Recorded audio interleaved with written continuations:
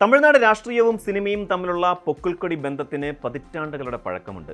വെള്ളിത്തിരയിലെ നായകന്മാരെ യഥാർത്ഥ ജീവിതത്തിലെ രക്ഷകരായി കാണുന്ന തമിഴകത്തിന്റെ മണ്ണിൽ ക്യാമറയ്ക്ക് മുന്നിലെ അഭിനയത്തിനപ്പുറം കോടമ്പാക്കത്തു നിന്നും സെന്റ് ജോർജ് കോട്ടയിലേക്കുള്ള ദൂരം പലരും താണ്ടിയിട്ടുണ്ട്. 2026 നിയമസഭാ തെരഞ്ഞെടുപ്പിന്റെ ചൂടിലേക്ക് തമിഴകം പൂർണ്ണമായും കടക്കുമ്പോൾ രാഷ്ട്രീയ നിരീക്ഷകരും സാധാരണക്കാരും ഒരുപോലെ ഉറ്റുനോക്കുന്ന ഏറ്റവും വലിയ ചോദ്യം ഇതാണ്: സിനിമയിലെ ദളപതിയായ ജോസഫ് വിജയ് തമിഴ്നാടിൻ്റെ അടുത്ത മുഖ്യമന്ത്രിയാകുമോ? തമിഴക വെട്രിക്കഴകം എന്ന തൻ്റെ പുതിയ രാഷ്ട്രീയ പാർട്ടിയിലൂടെ ജനവിധി തേടുന്ന വിജയ്ക്ക് മുന്നിലുള്ളത് കേവലം സിനിമാ പ്രേമികളുടെ കയ്യടികളല്ല, മറിച്ച് അതിസങ്കീർണമായ ദ്രാവിഡ രാഷ്ട്രീയത്തിൻ്റെ വൻ മതിലുകളാണ്. ഈ ചോദ്യത്തിന് ഉത്തരം കണ്ടെത്തണമെങ്കിൽ തമിഴ്നാടിൻ്റെ രാഷ്ട്രീയ ചരിത്രത്തിലൂടെ, പ്രത്യേകിച്ച് സിനിമയിൽ നിന്നും രാഷ്ട്രീയത്തിലെത്തി വിജയിച്ചവരുടെയും പരാജയപ്പെട്ടവരുടെയും വഴികളിലൂടെ നമുക്കൊന്ന് സഞ്ചരിക്കേണ്ടതുണ്ട്. തമിഴ്നാട്ടിൽ സിനിമയെ കേവലം ഒരു വിനോദാപാധി എന്നതിലുപരി ജനങ്ങളെ സ്വാധീനിക്കാനുള്ള ഏറ്റവും വലിയ ആശയവിനിമയ മാധ്യമമായി ആദ്യം തിരിച്ചറിഞ്ഞത് ദ്രാവിഡ മുന്നേറ്റ കഴകം ആയിരുന്നു. ഇതിൻ്റെ ഏറ്റവും വലിയ ഉദാഹരണമാണ് മുത്തുവേൽ കരുണാനിധി എന്ന കലൈഞ്ചർ. ഒരു അഭിനേതാവായിരുന്നില്ലെങ്കിലും തൻ്റെ മൂർച്ചയേറിയ സംഭാഷണങ്ങളിലൂടെയും തിരക്കഥകളിലൂടെയും ദ്രാവിഡ ആശയങ്ങൾ സാധാരണക്കാരിലേക്ക് എത്തിക്കാൻ കരുണാനിധിക്ക് സാധിച്ചു. പരാശക്തി പോലെയുള്ള സിനിമകളിലൂടെ ബ്രാഹ്മണ ആധിപത്യത്തെയും അതുപോലെ അന്ധവിശ്വാസങ്ങളെയും അദ്ദേഹം ചോദ്യം ചെയ്തു. സിനിമയിലൂടെ വളർത്തിയെടുത്ത ജനകീയ അടിത്തറയാണ് അദ്ദേഹത്തെ 5 തവണ തമിഴ്നാടിൻ്റെ മുഖ്യമന്ത്രി പദത്തിൽ എത്തിച്ചത്. മികച്ച സംഘാടകനും ബുദ്ധിമാനുമായ ഒരു രാഷ്ട്രീയ ചാണക്യൻ കൂടിയായിരുന്നു കരുണാനിധി. കരുണാനിധിയുടെ തിരക്കഥകളിൽ നായകനായി തിളങ്ങി പിന്നീട് ദ്രാവിഡ രാഷ്ട്രീയത്തിൻ്റെ ചോദ്യം ചെയ്യപ്പെടാനാവാത്ത താരരാജാവായി മാറിയ വ്യക്തിയാണ് MG രാമചന്ദ്രൻ അഥവാ MGR. സിനിമകളിൽ എപ്പോഴും പാവപ്പെട്ടവൻ്റെ രക്ഷകനും അനീതിക്കെതിരെ പോരാടുന്നവനും മദ്യപിക്കാത്തവനുമായ ഒരു ആദർശ പുരുഷന്റെ വേഷമാണ് MGR അവതരിപ്പിച്ചിരുന്നത്. ഈ സിനിമ ഇമേജ് യഥാർത്ഥ ജീവിതത്തിലും ജനങ്ങൾ വിശ്വസിച്ചു. DMKയിൽ നിന്ന് തെറ്റിപ്പിരിഞ്ഞ് ഓൾ ഇന്ത്യ അണ്ണാ ദ്രാവിഡ മുന്നേറ്റ കഴകം അതായത് AIADMK രൂപീകരിച്ചപ്പോൾ തമിഴകം അദ്ദേഹത്തെ ഇരുകൈയും നീട്ടി സ്വീകരിച്ചു. 1977 ആദ്യമായി മുഖ്യമന്ത്രിയായ MGR മരണം വരെ ആ പദവിയിൽ തുടർന്നു. സൗജന്യ ഉച്ചഭക്ഷണ പദ്ധതി പോലെയുള്ള അദ്ദേഹത്തിൻ്റെ ജനക്ഷേമ പരിപാടികൾ അദ്ദേഹത്തെ തമിഴകത്തിൻ്റെ മക്കൾ തിലകമാക്കി മാറ്റുകയായിരുന്നു. MGRന്റെ മരണശേഷം AIADMKയുടെ നേതൃത്വം ഏറ്റെടുത്ത് അദ്ദേഹത്തിൻ്റെ സിനിമാ ജീവിതത്തിലെ ഏറ്റവും മികച്ച നായികയായിരുന്ന ജയലളിതയാണ്. ഒരു പുരുഷാധിപത്യ സമൂഹത്തിൽ അതികഠിനമായ പ്രതിസന്ധികളെ അതിജീവിച്ചാണ് ജയലളിത അമ്മ എന്ന പേരിലേക്ക് വളർന്നത്. MGRന്റെ ജനപ്രീതിയുടെ പിൻബലത്തിൽ രാഷ്ട്രീയത്തിൽ എത്തിയെങ്കിലും പിന്നീട് തികഞ്ഞ ഒരു ഏകാധിപതിയെപ്പോലെ പാർട്ടിയെയും ഭരണത്തെയും തൻ്റെ വരുതിയിലാക്കാൻ അവർക്ക് കഴിഞ്ഞു. സിനിമാ താരം എന്നതിലുപരി കടുത്ത തീരുമാനങ്ങൾ എടുക്കാൻ മടിയില്ലാത്ത ഒരു ഭരണാധികാരി എന്ന നിലയിലാണ് ജയലളിത 6 തവണ തമിഴ്നാട് ഭരിച്ചത്. സിനിമയിൽ നിന്ന് വന്ന് മുഖ്യമന്ത്രി കസേരയിൽ ചരിത്രം സൃഷ്ടിച്ച അവസാനത്തെ വ്യക്തിയും അവർ തന്നെയായിരുന്നു. ജയലളിത തെളിയിച്ച വഴിയിലൂടെ ദക്ഷിണേന്ത്യൻ രാഷ്ട്രീയത്തിൽ തങ്ങളുടേതായ വ്യക്തമായ ഇടം കണ്ടെത്തിയ മറ്റ് ചില പ്രമുഖ നായികമാരുമുണ്ട്. ഇതിൽ ഏറ്റവും ശ്രദ്ധേയയായ ഒരു പേരാണ് ഖുശ്ബു സുന്ദറിൻ്റേത്. 90കളിൽ തമിഴകത്ത് ആരാധകർ അമ്പലം വരെ പണിത താരമായിരുന്നു ഖുശ്ബു. കേവലം ഒരു ഗ്ലാമർ താരം എന്നതിലുപരി തൻ്റെ നിലപാടുകൾ തുറന്നു പറയാൻ മടിക്കാത്ത വ്യക്തിത്വം കൂടിയായിരുന്നു അവർ. DMKയിലൂടെ സജീവ രാഷ്ട്രീയത്തിൽ പ്രവേശിച്ച ഖുശ്ബു പിന്നീട് ദേശീയ രാഷ്ട്രീയത്തിൻ്റെ വിശാലത തേടി കോൺഗ്രസിലേക്കും അവിടെ നിന്ന് പിന്നീട് ഭാരതീയ ജനതാ പാർട്ടിയിലേക്കും അവർ ചേക്കേറി. മികച്ച ഒരു വാഗ്മി കൂടിയായ അവർ BJPയുടെ ദേശീയ വക്താവായും ദേശീയ വനിതാ കമ്മീഷൻ അംഗമായും സുപ്രധാന ചുമതലകൾ വഹിച്ചു. സിനിമയിലെ താരപരിവേഷത്തെ എങ്ങനെ പക്വതയുള്ള ഒരു രാഷ്ട്രീയ വ്യക്തിത്വമാക്കി മാറ്റാം എന്നതിൻ്റെ മികച്ച ഉദാഹരണമാണ് ഖുശ്ബുവിൻ്റെ യാത്ര. തമിഴ് തെലുങ്ക് സിനിമകളിൽ ഒരു കാലത്ത് നിറഞ്ഞു നിന്നിരുന്ന റോജ സെൽവമണിയുടെ രാഷ്ട്രീയ പ്രവേശനവും എടുത്തു പറയേണ്ടതാണ്. സിനിമയിലെ തങ്ങളുടെ മൃദുലമായ ഭാവങ്ങളിൽ നിന്നും തികച്ചും വ്യത്യസ്തമായി വളരെ തീവ്രവും അഗ്രസീവുമായ ഒരു രാഷ്ട്രീയ ശൈലിയാണ് റോജ സ്വീകരിച്ചത്. ആന്ധ്രാപ്രദേശിൽ തെലുങ്ക് ദേശം പാർട്ടിയിലൂടെ രാഷ്ട്രീയത്തിലെത്തിയ അവർ പിന്നീട് YSR കോൺഗ്രസിലേക്ക് മാറുകയും ആന്ധ്രാപ്രദേശിൽ MLA ആവുകയും സംസ്ഥാനത്തെ ടൂറിസം, സാംസ്കാരിക, യുവജനക്ഷേമ വകുപ്പ് മന്ത്രിയായി മികച്ച രീതിയിൽ സേവനമനുഷ്ഠിക്കുകയും ചെയ്തിട്ടുണ്ട്. റോജ തൻ്റെ രാഷ്ട്രീയ മികവ് അങ്ങനെയൊക്കെയാണ് തെളിയിച്ചത്. ദക്ഷിണേന്ത്യയുടെ ലേഡി സൂപ്പർ സ്റ്റാർ എന്നറിയപ്പെടുന്ന വിജയശാന്തിയുടെ രാഷ്ട്രീയ ജീവിതം അവരുടെ സിനിമാ ജീവിതം പോലെ തന്നെ സംഭവബഹുലമായിരുന്നു. സ്ത്രീകൾക്ക് പ്രാധാന്യമുള്ള, അഴിമതിക്കെതിരെ പോരാടുന്ന പോലീസ് ഓഫീസറുടെയും മറ്റും വേഷങ്ങളിലൂടെ തമിഴ് തെലുങ്ക് പ്രേക്ഷകരുടെ മനസ്സിൽ ഇടം നേടിയ അവർ അതേ ആവേശത്തോടെയാണ് രാഷ്ട്രീയത്തിലും ഇറങ്ങിയത്. BJP-യിലൂടെ തുടങ്ങി പിന്നീട് പ്രത്യേക തെലങ്കാന സംസ്ഥാനത്തിന് വേണ്ടി സ്വന്തമായി തള്ളി തെലങ്കാന പാർട്ടി രൂപീകരിക്കുകയും ചെയ്തു. പിന്നീട് TRS കോൺഗ്രസ്, വീണ്ടും BJP എന്നിങ്ങനെ വിവിധ പാർട്ടികളിലൂടെ കടന്നുപോയ അവർ മേദക് മണ്ഡലത്തിൽ നിന്നുള്ള പാർലമെന്റ് അംഗമായി വരെ സേവനമനുഷ്ഠിച്ചിട്ടുണ്ട്. 80കളിലും 90കളിലും തമിഴകത്തിന്റെ പ്രിയ താരമായിരുന്ന ഗൗതമിയുടെ രാഷ്ട്രീയ ഇടപെടലുകളും ശ്രദ്ധേയമാണ്.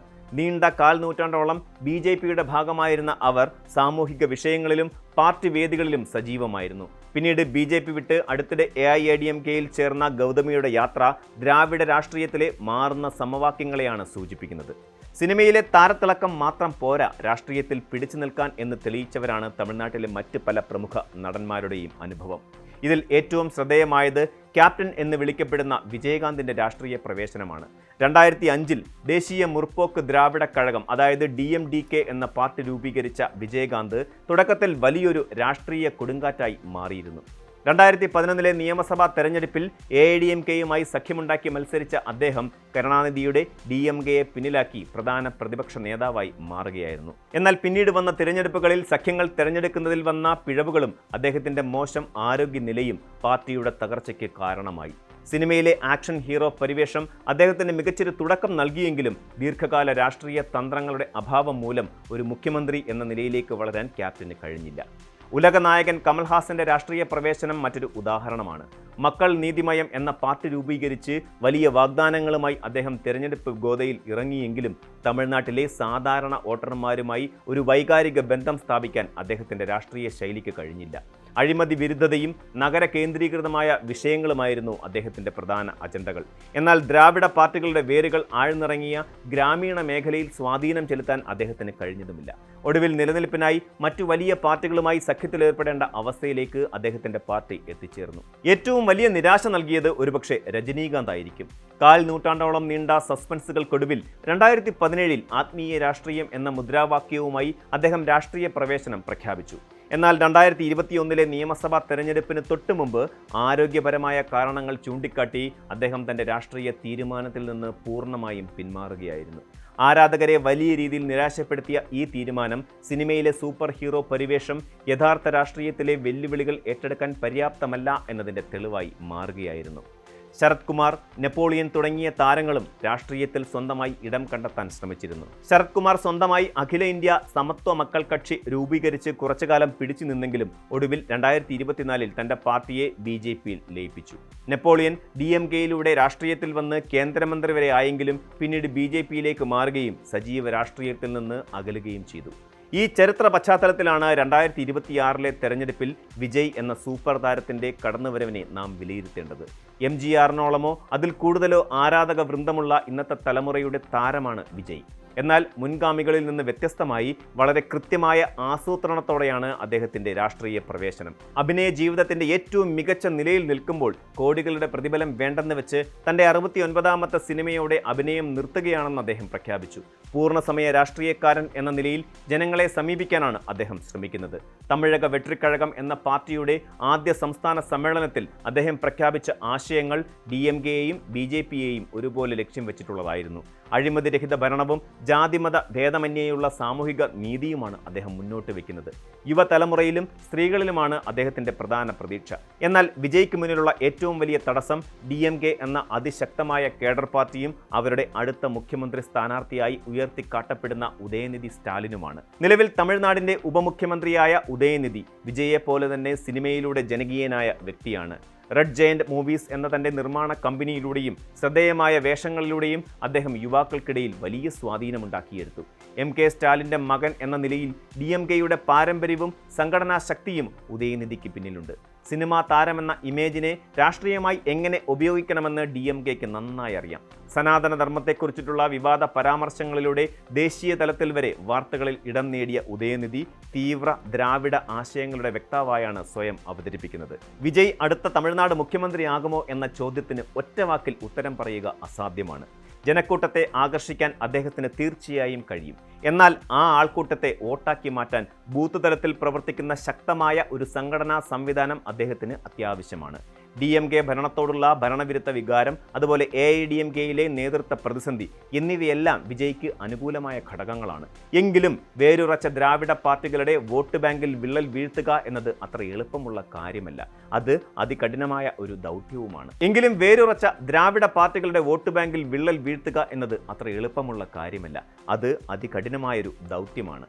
സിനിമാ താരങ്ങളെ നെഞ്ചിലേറ്റുന്ന തമിഴ് മക്കൾ ഭരണപരിചയമില്ലാത്ത ഒരാളെ വിശ്വസിച്ച് മുഖ്യമന്ത്രി പദം ഏൽപ്പിക്കാൻ ഇന്നത്തെ വോട്ടർമാർ തയ്യാറാകുമോ എന്നത് കാത്തിരുന്ന് കാണേണ്ട ഒന്നാണ്. അതെന്തായാലും 2026 തെരഞ്ഞെടുപ്പ് ഫലം വരുന്നതുവരെ ഒരു വലിയ ചോദ്യചിഹ്നമായി തന്നെ തുടരുക തന്നെ ചെയ്യും. എന്തായാലും വിജയുടെ കടന്നുവരവോടെ തമിഴ് രാഷ്ട്രീയം അടുത്ത കാലത്തൊന്നും കാണാത്ത വിധം ആവേശകരമായ ഒരു പോരാട്ടത്തിനാണ് സാക്ഷ്യം വഹിക്കാൻ പോകുന്നത്. ഈ തെരഞ്ഞെടുപ്പ് ഫലം എന്തായാലും ദളപതി വിജയുടെ രാഷ്ട്രീയ പ്രവേശനം തമിഴ്നാട് രാഷ്ട്രീയത്തിൽ പരമ്പരാഗതമായി തുടരുന്ന ഇരുമുന്നണി സംവിധാനത്തിന് വലിയൊരു വെല്ലുവിളിയാണ് ഉയർത്തുന്നത്. ഒരുപക്ഷെ ഒരു പുതിയ രാഷ്ട്രീയ സമവാക്യത്തിന്റെ തുടക്കമായി 2026 തെരഞ്ഞെടുപ്പ് മാറിയേക്കാം. കൂടുതൽ വാർത്തകൾക്ക് news 18 Keralam YouTube channel subscribe ചെയ്യുക.